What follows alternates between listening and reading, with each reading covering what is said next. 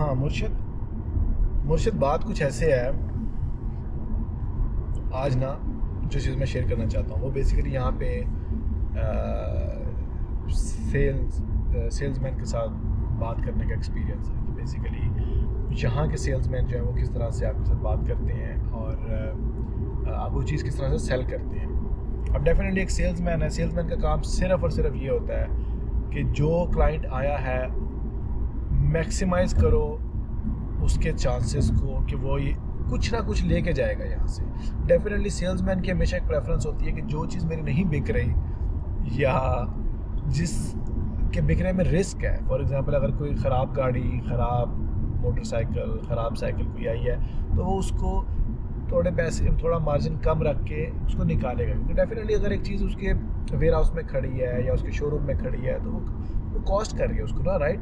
अगर लेट से उसी 6 मीटर स्क्वायर की स्पेस में वो कोई नई गाड़ी या कोई नई बाइक ला के खड़ी करता है तो वो नेक्स्ट क्लाइंट हो सकता है पहली नज़र में देखते ही उसको ख़रीदता है। वहाँ पे कोई पुरानी चीज़ पड़ी होगी तो वो नहीं लेगा।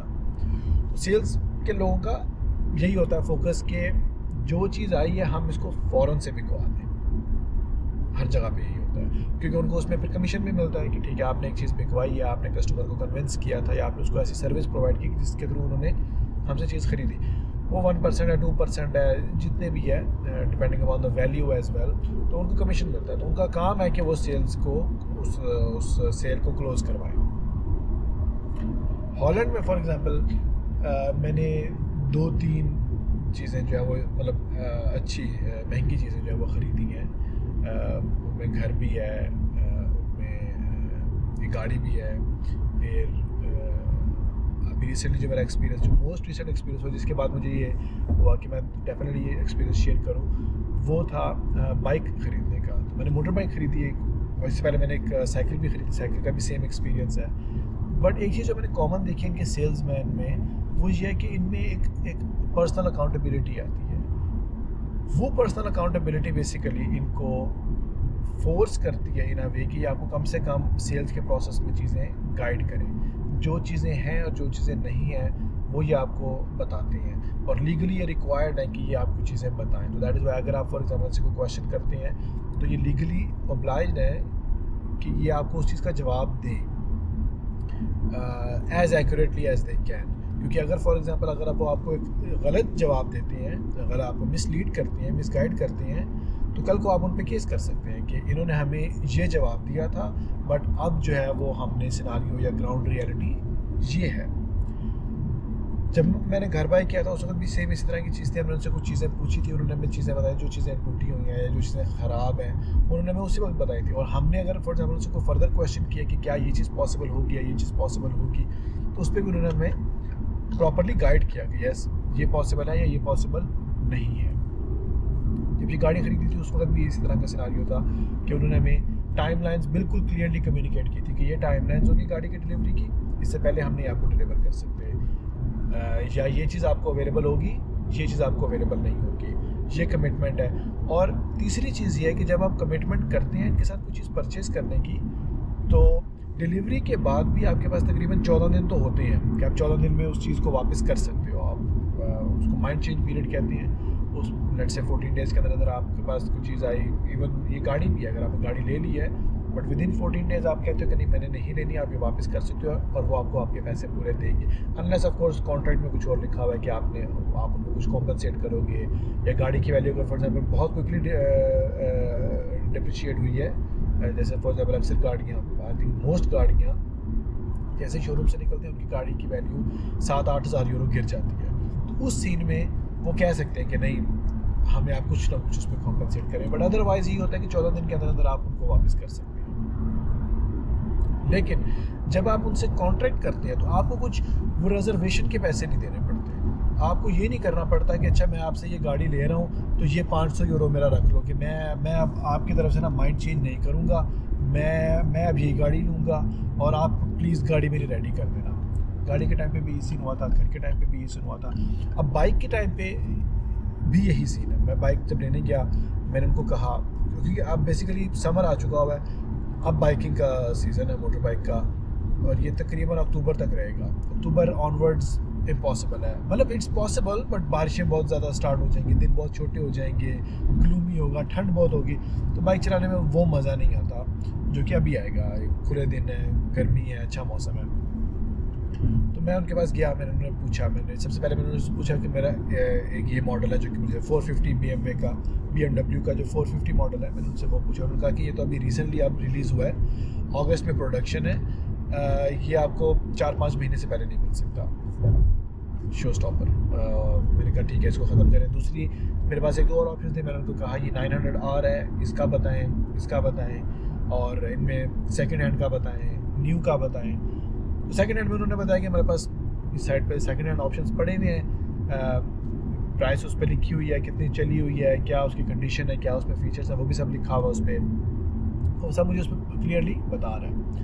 और फिर उसके बाद उसने कहा कि ये आपको 3 हफ्ते तक मिल सकती है, क्योंकि हमने इनको इंस्पेक्ट करना, इवन तो वो रनिंग में थी, हमने मतलब किसी ओनर ने उसको यूज़ नहीं किया, इट वाज मोर लाइक कि किसी को हमने 1 दिन के लिए 2 दिन के लिए, जिस तरह होता है रिप्लेसमेंट व्हीकल है, तो ये रिप्लेसमेंट व्हीकल के तौर पे हमने इनको चलाया है 1 साल 2 साल, और अब हम इसको सेल करें। तो वो तकरीबन 2-2.5 हज़ार किलोमीटर की बाइक्स चली हुई थी, लेकिन वो 3 हफ्ते की थी। तो मैंने कहा चलो that's a good deal, but अब मुझे अब ये बताओ अगर मैं ये नहीं बनवाता हूँ तो क्या होगा। उन्होंने कहा नहीं बनवाते हैं तो हम फ़ौरन आपका ऑर्डर जर्मनी सेंड करेंगे, जर्मनी में इनका जो है वेयर हाउस है, वहाँ से ये बनेगी, जर्मनी में वेयर हाउस से ये बाइक बनेगी, और फिर ये आएगी, तकरीबन 2 से 3 महीने लग जाएंगे इस प्रोसेस में। लेकिन आपके पास फ्लेक्सिबिलिटी ये होगी कि आप कस्टम बनवाएंगे बाइक, आपको जो फीचर्स चाहिए, जो आपको डिज़ाइन पेंट जॉब चाहिए, आप वो उसमें लगवाएंगे, जो चीज़ें आपको नहीं चाहिए आप वो निकलवा देंगे। 3 महीने अगेन मेरे लिए ठीक नहीं था, 3 महीने ज़ाया हो जाएंगे, मेरे पास पीछे 1 महीना 1.5 महीना रहेगा। एक्सपेंसिव बाइक है, मैं 1 महीना नहीं चला के उसको 4 महीने के लिए नहीं रख सकता अंदर। तो मैंने कहा अच्छा मुझे कोई और ऑप्शन बताएं। उन्होंने कहा एक और ऑप्शन हमारे पास ये है कि जो हमारी पेरेंट कंपनी है फनपुल खेस्त, जहाँ पे एक बड़ा शोरूम है, एक बड़ा डीलरशिप है, वो ये करते हैं कि वो बाइक्स अपने पास इकट्ठी बल्क में मंगवा लेते हैं। उसका ये होता है कि वो प्री कन्फिगर्ड होती हैं, कि मतलब उन्होंने स्पेसिफिकेशन की बेसिस के ऊपर प्री कन्फिगर करवा के वो मंगवा ली होती हैं, लेकिन उनका इंजन अभी रजिस्टर नहीं करवाया होता। तो वो इन अ वे नई गाड़ी है, नई बाइक है, but the only thing is कि उसका नंबर प्लेट नहीं है, उसका इंजन रजिस्टर्ड नहीं है, और दैट्स इट, किसी ने चलाई नहीं है। बट सिर्फ ये कि आपको वेट करने की बजाय आपको जल्दी मिल जाएगी। अब अगेन मैंने उसको ये कहा, मैंने कहा कब तक आएगी, उनका 3 हफ्ते से 4 हफ्ते। मैंने कहा that's again a show stopper for me, मुझे जल्दी चाहिए। Now here's the accountability of a salesman. वो देख रहा है कि क्लाइंट झिझक रहा है कि मैं ये नहीं लूँगा अगर 4 हफ्ते लगेंगे इसमें। वो कह सकता था कि सर आपके लिए मैं 2 हफ्ते में करवा देता हूँ, आप टेंशन क्यों ले रहे हैं, आप करें, आप मेरा कॉन्टैक्ट नंबर आपके पास है, आप आएँ बैठें ऑफिस में, मैं आपको 2 हफ्ते में करवाऊँ। He didn't say that, he said 3 से 4 हफ्ते लगेंगे। बाइक हमारे पास है, हमें पता है हमारे पास है बाइक, बट मैं आपको 3 हफ्ते से पहले की कमिटमेंट नहीं दे सकता। उसने कहा मैंने मैनेजर से, मैंने उससे कहा मैनेजर से बात करें, उसने कहा मैं मैनेजर से पूछ लेता हूँ और फिर मैं आपको बताता हूँ। एक उसकी अवेलेबिलिटी, क्योंकि मैंने उसे कलर भी कहा था कि मुझे इस कलर में, इस वेरिएंट में ही चाहिए। उसने कहा मैं अपने मैनेजर से कंफर्म करता हूँ कि हमारे पास अवेलेबिलिटी है उसकी कि नहीं है। मैनेजर के पास गया, मैनेजर से वो लिखवा के लेकर आया, प्राइसिंग भी, वेरिएंट की, बाकी सारी चीज़ें भी। लेकिन still he said even though मेरे मैनेजर ने कहा कि हम 2 से 3 हफ्ते में कर सकते हैं इसको, और उसने कहा था मैं आपको ये कहूँगा कि आप अपने माइंड में इसको 3 हफ्ते मिनिमम रखें अपने माइंड में, कि 3 हफ्ते से पहले हम आपको बाइक नहीं दे सकते। आई वाज हैप्पी, 1 महीने के अंदर अंदर आ रही है वो। मुझे ये था कि अप्रैल के एंड तक भी आ जाती है बाइक, तो it's still a good deal for me. मैं इसको भी मतलब अप्रैल, मई, जून, जुलाई, अगस्त, सितंबर, अच्छे खासे महीने हैं, मैं इसको एंजॉय कर सकता हूँ। फिर उसके बाद मैं इसको पार्क कर दूँगा गराज में। मैंने कहा ठीक है कर दो, और उसने कहा ठीक है ओके लेट्स गो। हम गए ऑफिस में, डील की डिटेल्स मैंने उसको प्रोवाइड की अपनी, कोई पैसे नहीं। उन्होंने कहा अब आपने ऑर्डर प्लेस कर दिया है, अब आप जाएँ। अब हम बेसिकली इसको बाइक को अपने वर्कशॉप में लेकर आएंगे। इसको वर्कशॉप में लाने के बाद हम इसको चेक करेंगे, पहले इंस्पेक्शन करेंगे, फिर हम इसके साथ ही सेम डे पैरेलल में रिक्वेस्ट कर देंगे इंजन की रजिस्ट्रेशन की। जब इंजन की रजिस्ट्रेशन आएगी तो हम आपको इनवॉइस भेजेंगे, क्योंकि इनवॉइस पे इंजन की रजिस्ट्रेशन चाहिए होती है। तो हम उससे पहले आपसे ना कुछ पैसे लेंगे ना कुछ ड्यूज़ लेंगे, बस ऑर्डर हमारे पास होगा। और उसने कहा कि मैं आपको ना नेक्स्ट वेंसडे तक बता देता हूँ। तो एक हफ़्ता पहले, फिर उसने कहा अगला हफ़्ता, उसका वेंसडे तक मैं आपको बता दूँगा, तब तक आ जाएगी, सब ओके होगा। ठीक है, अब वेंसडे आ गया, कोई ईमेल नहीं आई, कोई बात नहीं, कोई रब्ता नहीं। एक डाउन साइड होता है डेफिनेटली, क्योंकि आपने कोई उनको एडवांस तो पे नहीं किया हुआ, तो वो आपको क्यों आपको कंसिडर करें, राइट? बट ऐसा नहीं हुआ। वेंसडे को शाम 4 बजे मुझे ईमेल आ गई सेल्समैन की कि बाइक हमारे पास वर्कशॉप में लग चुकी हुई है, मैंने आपके लिए इंजन की रजिस्ट्रेशन जो है वो मैंने सबमिट कर दी हुई है अथॉरिटीज़ के साथ, और अब जैसे ही मेरे पास नंबर प्लेट आएगी तो मैं आपको इनवॉइस भेज दूँगा। अब एक चीज़, दो चीज़ें याद रखने वाली। एक चीज़ है, नेदरलैंड्स में अगर आपके इंजन की नंबर प्लेट लग गई है ना, वो चेंज नहीं होती कभी भी। कुछ कंट्रीज जैसे बेल्जियम है, वहाँ पे आप पे करके अपनी कस्टम नंबर प्लेट बनवा सकते हो। हॉलैंड में ऐसा नहीं है। नेदरलैंड्स में आपकी एक इंजन की नंबर प्लेट लग गई, अब वो लाइफ टाइम की उसकी वही नंबर प्लेट है। वो डिसबैंड तो हो सकती है गाड़ी, वो बिक सकती है स्क्रैप में, उसका नंबर प्लेट नहीं चेंज हो सकता। It's very difficult. तो उसने मुझे ये बताया। फिर पहली ईमेल आई, उसके बाद आई थिंक 3 दिन बाद नहीं, फ्राइडे को 2 दिन बाद मुझे ईमेल आई है कि आपकी नंबर प्लेट भी आ गई है, आपको मैं इनवॉइस भेज रहा हूँ। और वो इनवॉइस उसने भेजी। उस इनवॉइस में जो नंबर प्लेट थी, मैंने उस नंबर प्लेट को सर्च किया। यहाँ पे एक वेबसाइट है finic.nl के नाम से, वहाँ पे जाकर सर्च कर सकते हो कि इस नंबर प्लेट की क्या डिटेल्स हैं। मैंने जिस वक्त सर्च किया उस दिन, उस वक्त उसकी कोई डिटेल्स नहीं आई थी, क्योंकि वो अभी रिसेंटली इशू हुई थी नंबर प्लेट सिस्टम पे। RDW पे तो वो आ रही थी, RDW जिनका अपना इदारा है, उस पर आ रही थी कि ये नंबर प्लेट हमने इशू कर दी है, ये डिटेल्स हैं, ये स्पेसिफिकेशंस हैं। लेकिन जो अदर प्लेटफॉर्म्स थे वहाँ पे नहीं आ रही थी। जब मैंने सैटरडे को सर्च किया तो सैटरडे को उस प्लेटफॉर्म पे आ रही थी। आई थिंक उन्होंने जो अपना डेटा री इम्पोर्ट किया था तो उसमें आ गई थी। अब बताने का पर्पज़ क्या है? बताने का पर्पज़ ये है कि आप हॉलैंड में जब कोई चीज़ बाय करते हो तो जो सेल्समैन है वो अपने ऊपर एक अकाउंटेबिलिटी लेता है कि मैंने इसको कम से कम चीज़ें कम्युनिकेट क्लियरली करनी है। एक चीज़ अवेलेबल है या नहीं अवेलेबल, मैंने इसको बताना है। सेल मेरी होती है नहीं होती, दैट्स अ डिफरेंट थिंग। लेकिन अगर मैं सेल एक चीज़ ऐसे बेच देता हूँ जो कि कल को प्रूव हो जाती है कि ये तो इसने मिसलीड किया था मुझे, एक तो वो सेल भी रिवर्स होगी, फाइन होगा, और दोबारा डेफिनेटली कस्टमर दोबारा वापस आएगा भी नहीं। तो I think that's a very important thing जो कि सेल्समैन को करना चाहिए। अगर मैं फॉर एग्जांपल आपसे कुछ चीज़ बाय करता हूँ और चलो एक्सपीरियंस अच्छा हुआ नहीं हुआ, चीज़ टूट गई, ख़राब हुई, नहीं लिया, बट एटलीस्ट मेरे जहन में होगा कि ओके ये एक पर्सन ऐसा है जिससे मैं एक चीज़ दोबारा ले सकता हूँ। लेकिन अगर मेरा एक्सपीरियंस आपके साथ अच्छा नहीं है ना, तो चाहे आपकी ऊंची दुकान भी क्यों है ना, मैं फीका पकवान खाने के लिए तो कभी वापस नहीं आऊँगा। अब रही बात मेरी बाइक की, तो मैंने उनको इनवॉइस पे कर दिया हुआ है, वी आर रेडी। उन्होंने मुझे थर्सडे का कहा था, इस थर्सडे का। सो वेंसडे टू थर्सडे 1 वीक में उन्होंने कहा कि हम बाइक रेडी करेंगे, क्योंकि मैंने उनको अर्जेंसी शो की थी। मैंने कहा था मुझे तो bike as soon as possible चाहिए। उन्होंने कहा, उस वक्त उन्होंने कहा था कि 3 हफ्ते, फिर उन्होंने 1 वीक में उन्होंने कहा था कि हम इसको रेडी कर देंगे, प्रिपेयर कर देंगे।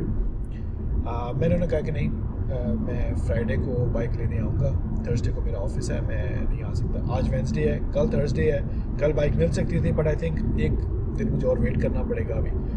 फिर फ्राइडे को मैं जाऊँगा देखने। तो आई रियली होप कि बाइक वुड बी रेडी, और फिर इसी रोड के ऊपर मैं जो है वो मैं व्रूम करता हुआ बाइक पे घर वापस जाऊँगा। बट या इट्स गुड, कम से कम आप सेफ़ हैं। आपने कोई चीज़ रिज़र्व करने के लिए आपने पैसे नहीं देने। सेल्समैन से आप एक्चुअल क्वेश्चंस पूछ सकते हो, और and you can be rest assured कि जो वो बात बता रहा है डेफिनेटली उसमें कुछ ना कुछ पीछे होगा, उसका अपना मोटिव होगा। बट एटलीस्ट वो आपको मिसगाइड नहीं करेगा, आपको ट्रिक नहीं करेगा कि हाँ मतलब हाँ ये बाइक परसों आज ले लो आप, फिर आप बाद में आप चक्कर काट रहे हो उनकी शॉप के, उनके शोरूम के, कि भाई आपने मुझे ये चीज़ प्रोवाइड करी थी, आपने मुझे ये चीज़ प्रोवाइड नहीं की अभी तक, तो वो चीज़ कहाँ है? We need more of this. I'm not pointing any fingers, I'm just saying we need more of this. Sales में definitely I understand commission होता है, एक you have a जिसे कहते हैं ना dog in the game वाला सीन है, आपका उसमें benefit है, get your commission definitely, but misguide नहीं करो किसी को, कोई भी चीज़ बाय करने के लिए। वो छोटी वैल्यू की चीज़ है, वो बड़ी वैल्यू की चीज़ है, किसी को मिसगाइड नहीं करो। हो सकता है ये सेल ना हो, बट एटलीस्ट अगर आपको एक कस्टमर अच्छा मिल जाएगा तो वो कस्टमर अगर लेट्स से अपनी लाइफ टाइम में 5 दफ़ा भी दोबारा कहीं जाएगा तो वो दोबारा आपके पास ही आएगा, और वो किसी को एडवाइस करेगा, रेकमेंड करेगा तो वो आपके पास ही आने का एडवाइस या रेकमेंड करेगा। तो please hold your self accountable कि आपने सेल्स किस तरह से की, आपने चीज़ें किस तरह से बेची, क्या आपने उनको as a customer as a known person बेची, या आपने उनको एज अ पर्सन लेते हुए चीज़ों को बेचा। Not pointing any fingers, everybody knows themselves. तो आप भी थोड़ा सा इसको देखिए। I just had this thought on my head, क्योंकि मैं जब वापस आ रहा था तो मुझे ये था कि ओके मुझे बाइक भी लेने जाना, कल मेरी एक और ऑन बोर्डिंग का डे है, फाइनल डे है, उसके बाद I will have some more time to play, और उसमें definitely I will be playing with the bike. I am looking forward to it already. That's it for this one. Thanks for listening. I'll see you in the next one.